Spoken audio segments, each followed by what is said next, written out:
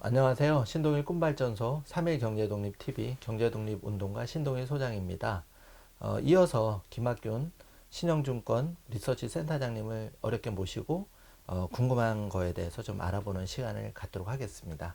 선생님 안녕하십니까? 네, 안녕하십니까?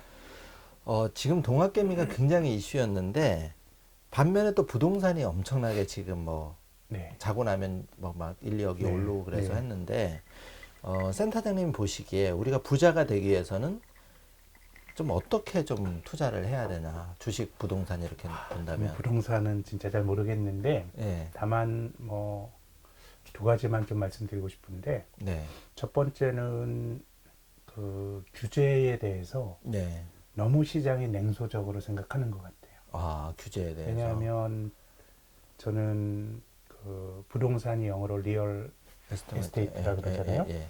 앞에 있는 리얼이 그 스페인 말로 하면 레알 이런 뜻이에요. 네네. 그러니까 이게 실물 자산 리얼 이런 뜻도 있지만 네, 레알 마드리드 이런 것처럼 이 왕이 다스리는 네. 이런 그 국가의 영향을 받는다는 개념이 있는 거예요. 아, 그러니까 앞에 리얼은 어떤 그런 네, 어떤 네, 그 통제를 받는 자산으로서의 부동산이고 네, 이스테이트는 사유물이에요. 네, 두 가지의 속성이 같이 있는 거거든요. 네, 네, 왜냐하면 이 부동산이라고 하는 건 기본적으로 땅에 지어야 되는 거기 때문에 네, 공급이 유한할 수밖에 없고요. 네, 또 의식주 중에 하나이기 때문에 정부가 필수적이기 때문에 컨트롤 할 수 있는 자산이에요. 네, 그렇기 때문에 독일이나 이런 데는 되게 여러 가지 규제들이 많거든요. 네, 사회가 그런 컨센서스가 있으면 그렇게 해야 되는 건데 네.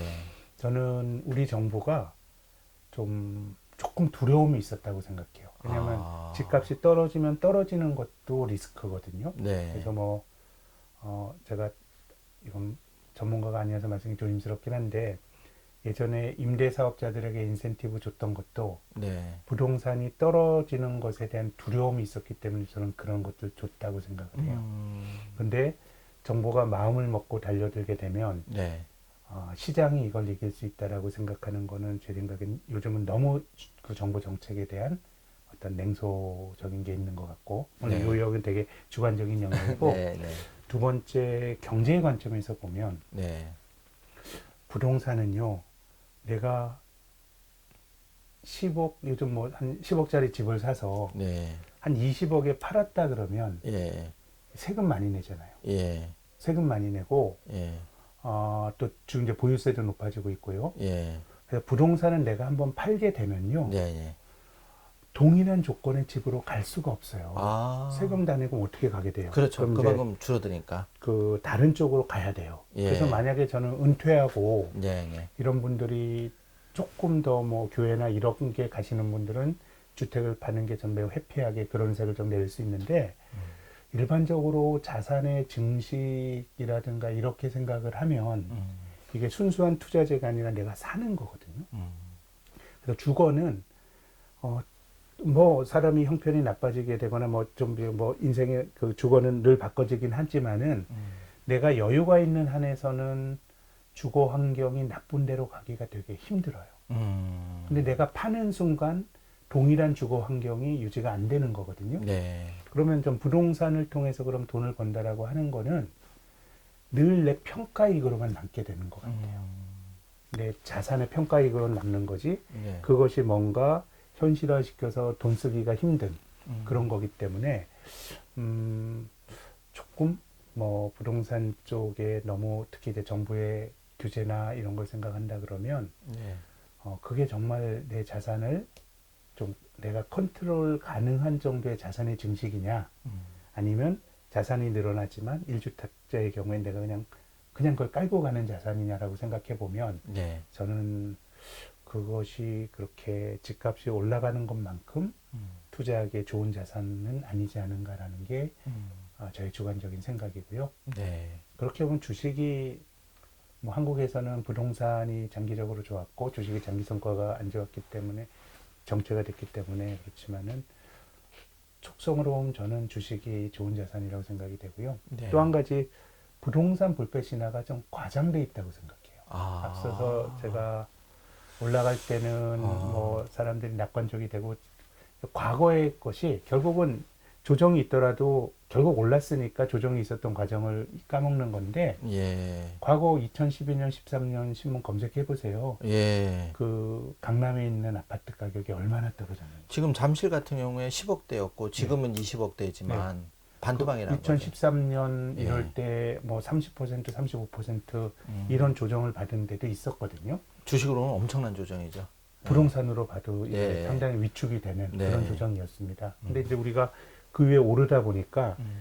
그런 과정들에 대한 생략이 있고 음. 뭐 이런 것 같은데 그렇게 본다 그러면 저는 조금 뭐 과한 정도까지 가격이 올라간 거 아닌가 부동산에 대한 견해는 그렇습니다. 네. 그럼 곁들여서 그런 관점에서 본다면 현실적으로도 지금 대출도 다 막혔고 사실 어렵거든요. 누가 10억이 사실이 있습니까? 그래서 대출 끼고 또는 전세 끼고 투자를 했던 건데 현실적으로 인정할 건 인정해서 이제 그게 어렵게 됐으니까 그런 의미에서 동학개미가 더 자금이 국내 주식과 해외 우량 주식 가지 않았나. 그런 면도 좀 있겠죠. 네. 그래서 뭐 뭔가 어쨌든 사람들이 이게 그 실물 경제나 이런 쪽에 대한 비관론이 되게 큰 것 같아요. 뭔가 좀 우리가 직관적으로 느끼잖아요. 예, 예. 장사하시는 분들 잘 안 되고 네. 이러다 보니까 뭔가 또 이제 저금리라고 하는 게 네. 그 실물 경제와 자산 시장의 비대칭성을 또 만들 수 있는 거다 보니까 저는 그래서 뭐 부동산이 막히니까 뭐 주식으로 오는 측면도 조금 있는 것 같고 근데 약간 걱정되는 건 되게 절박한 것 같아요. 아니 뭐 투자는 우리에게 돈은 다 중요하기 때문에 네. 돈에 대해서 절박함을 제가 뭐 문제 삼는 건 아니고요. 근데 뭐 비트코인 산다라든가 아니면 좀 주택 시장에 대해서도 절박함이 있는 거잖아요. 지금 못 사면 내가 못 산다는 절박함이 있는 거고 네. 주식도 야 이거 아니면 지금 기회가 없다라는 절박함인데 근데 제가 앞선 시간에 말씀드린 것처럼 투자는 기본적으로 시간을 사는 게임인데 급하면 급할수록 잃을 확률이 높아요. 네, 그렇기 때문에 조금은 급한 거 아닌가 이런 좀 걱정이 들긴 합니다. 그렇게 급하게 된 거에는 사실은 어떤 이유에서가 부익부 빈익빈이 심화가 됐고 네. 내가 사다리가 이제 많이 그렇죠. 없어지다 보니까 정말 이거 아니면 마지막이다라는 네, 네. 절박함이 생기지 거기에 있는 거 않았을까. 맞아요. 예. 자산 시장을 통해서 네. 뭔가 우리가 저는 뭐 자산 시장을 통해서 돈을 버는 게 불로소득이라는 데 동의하지 않습니다만은 네. 우리가 전통적인 노동을 통해서 버는 부분에 대한 굉장히 불확실성이나 네. 이런 게 커지다 보니까 네. 조금은 반대편에서의 어떤 그런 좀 절박함이 나타나는 건데 네. 투자는 아까 말씀드린 것처럼 내가 싼 주식을 비싸게 파는 뭐 싼 자산을 비싸게 파는 게 투자의 본질이라고 보면 이건 좀 장기 투자가 될 확률이 높아요. 예. 그러니까 남들이 알아보지 못하는 자산을 사는 거고 네. 우리가 투자와 투기가 뭐냐 네. 이건 뭐 저는 다 섞여 있다고 봐요. 네. 뭐 다 섞여 있지 순수한 투자, 순수한 투기는 없다고 보지만 네. 그래도 뭐 공감이 가는 그런 어떤 그 개념 규정은 투자는 내가 생각하는 가치가 있는 거예요. 네. 가치보다 싼 자산을 사서 그 돈을 벌려고 도모하는 게 투자고 투기는 가치의 개념이 없어요. 일단 샀을 때 누가 나보다 비싸게 줄 사람이 가치의 개념 없이 일단 네. 비싸더라도 나보다 더 바보가 이걸 사줄 수 있다라고 생각을 하면 네. 이게 가치의 개념 없이 내 물량을 누군가에게 높은 가격으로 네. 넘길 수 있다라고 생각하고 자산을 사면 그거는 저는 투기라고 생각합니다. 약간 폭탄 돌리기. 나보다 폭탄 비싸게 돌리기보다는, 사면 예, 예. 기본적으로 가치에 대한 개념이 없는 거예요. 예. 근데 예. 지금 절박함이나 이런 것들은 조금은 그런 것들이 좀 생략되어 있는 거 아닌가 예. 이런 생각이 좀 듭니다. 아. 그래서 너무 짧게 보고 절박하게 하면 예. 이게 이길 확률이 떨어져요. 아. 좀 뭐 투자하는데 이 조정이라고 하는 거는 그 오렌 버핏이나 남들이 그 비명을 지를 때가 기회였고 우리가 지나고 보면 2, 3월에 그랬잖아요. 네, 맞습니다. 예. 근데 뭐 내가 그때 돈이 있었으면 좋았지만 설사 주식을 들고 있다 그러면 뭐 안타까웠지만 그거 뭐 내가 팔아야 손실이 확정되는 거예요. 예. 뭐 들고 있으면 뭐 좋은 주식이라면 기다리면 그렇죠. 언젠가는 기본적으로는 가치가 기다림의 영역이 예. 투자에 내재가 되어 있는 거고요. 그래서 저는 주식 투자하시는 분들께 한번 배당의 중요성을 한번 좀 생각해 보시라는 말씀 드리고 싶고요. 예. 지금은 배당이 주는 가치가 예. 너무 너무 좀 폄하되는 것 같아요. 아, 왜냐하면 뭐 한번 뭐 언택트 예. 주식 사면 뭐 한 달 만에 20% 30% 오르니까 눈이 너무 예, 높아졌죠. 배당 수익률 뭐 3% 4%가 이게 뭐 예. 어떤 의미가 있어라고 생각하시는데 그래서 성장주 투자하시면 그렇게 하시고 네. 근데 배당이란 게 어떻게 보면 시간의 개념이고요. 음, 네, 그리고 또 어떤 주식을 샀을 때 내가 이걸 그 오랜 기간을 음, 그 견뎌낼 수 있는 음. 어떤 명분을 제공해 주는 게 또 배당이에요. 내 아, 계좌로 이 저금리에 3%, 3.5% 아유, 따박따박 쌓이면 이것도 되게 재미도 있거든요. 엄청난 거죠. 네, 그래서 네. 지금은 성장주와 가치주가 되게 이제 괴리가 커지면서 네. 조금 배당 수익률이 높은 종목들이 굉장히 많아졌고 음, 또 배당이라고 하는 게 어떻게 보면 제가 뭐 삼성전자 주식을 사는 거는 음, 뭐 내가 거기에 대해서 아주 깊게 고민을 하지 않았더라도 뭔가 음. 역사에서 검증이 된 게 있다고 말씀을 앞서 뉴스에 드렸는데요. 네. 배당도 그런 속성이 있어요. 아, 기업 입장에서는 배당을 주던 거를 줄이는 거는 굉장히 하기 싫은 일이에요. 네.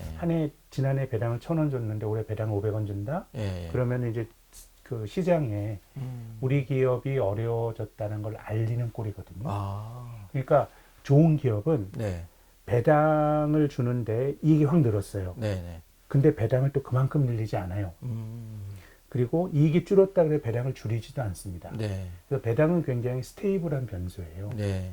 그래서 한 10년 정도 배당을 꾸준히 왔던 그 종목 풀을 한번 구성해 보는 거는 음, 그 자체가 매우 지속 가능성이 높은 음, 어떤 종목을 필터링하는 어떤 방법일 수도 있어요. 네. 과거를 통해서 미래를 네.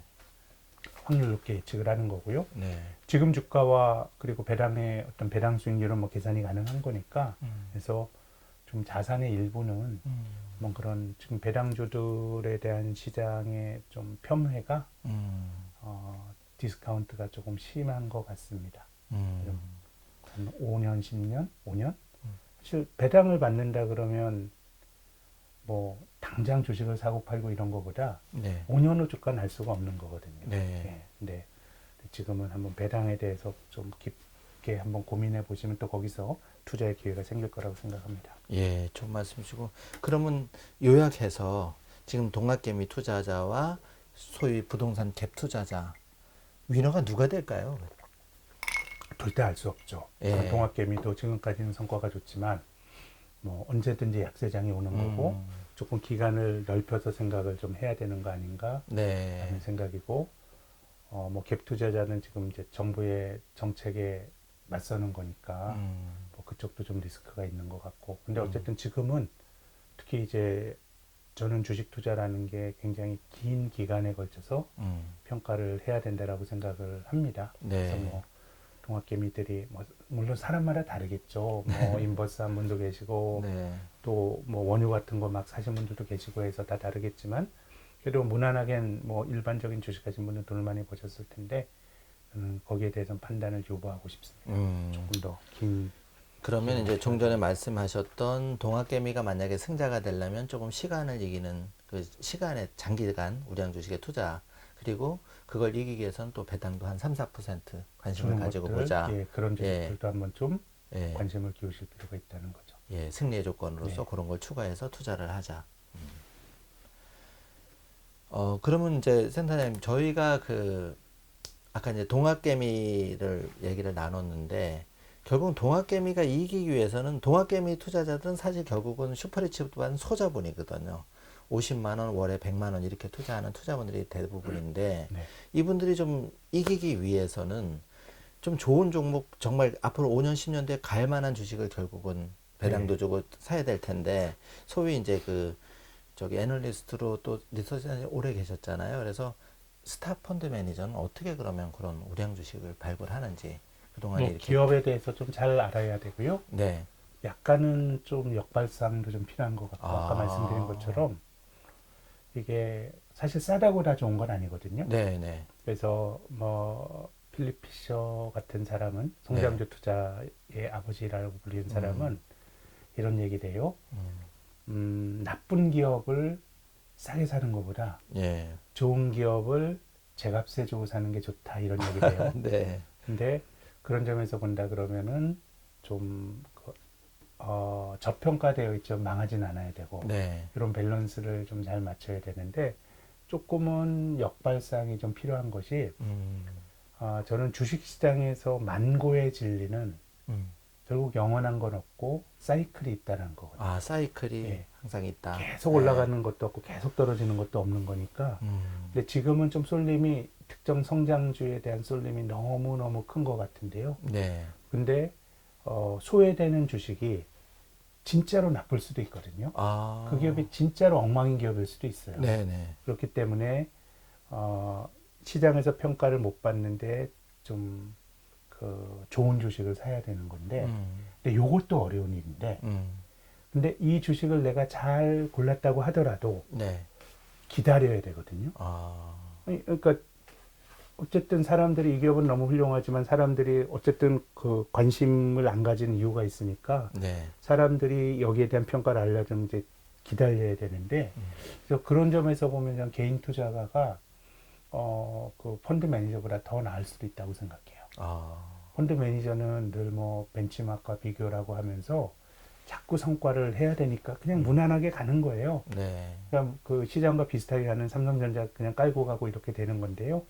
근데 내 돈 가지고 하게 되면 제 생각에는 통찰력이 있는 투자자는 지금 그런 어떤 그걸 업으로 하지만 그 업 자체에 많은 우리가 돈을 버는데 많은 제약이 있는 펀드 매니저보다 성과가 저는 더 좋을 수도 있다라고 생각해요. 아. 그래서 뭐 한마디로 말씀드리면 역발상인데 무조건 반대로 생각하게 되면 진짜 나쁜 거를 걸리게 되는 걸 수도 있기 때문에 예.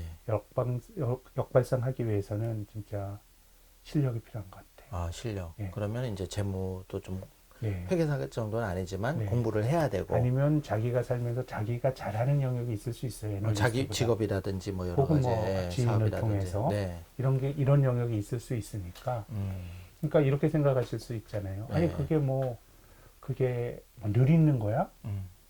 그럼 투자를 늘 할 필요가 없다니까요. 예. 내가 네. 아는 만큼만 하는 거죠. 음. 아는 만큼만 하는 거고. 근데 이게 저것도 아니다 그러면 좀 뭐 인덱스 펀드라든가 뭐 이런 거 그 ETF 같은 거 그냥 하는 거 아까 말씀드린 것처럼 결국 주식은 시간이 가면 떨어지기보다는 올라가니까 네. 특히 이제 주가가 조정을 받았을 때 뭐 ETF 같은 거 사시면 그것도 저는 뭐 금리보다 굉장히 성과가 좋을 수가 있다고 생각합니다. 조금 이제 자신감이 좀 없으면 내가 공부할 시간이 없으면 말씀하신 대로 뭐 4차 산업이나 지금 소위 잘 나가는 빵 주식을 모아놓은 ETF나 네. 그런 데다가 조금씩 종잣돈 뭐 투자하는 그럴 것도 수도 있죠. 예. 그럴 수도 있고. 예. 그러면 그 센터님 혹시 네. 투자의 대가들 뭐 이렇게 좀 그동안 수많은 책도 읽으시고 많이 했을 텐데 좀 기억에 남는 책이나 추천해 줄 만한 책이 있나요? 제 공부하는 생각에는 의미에서 네.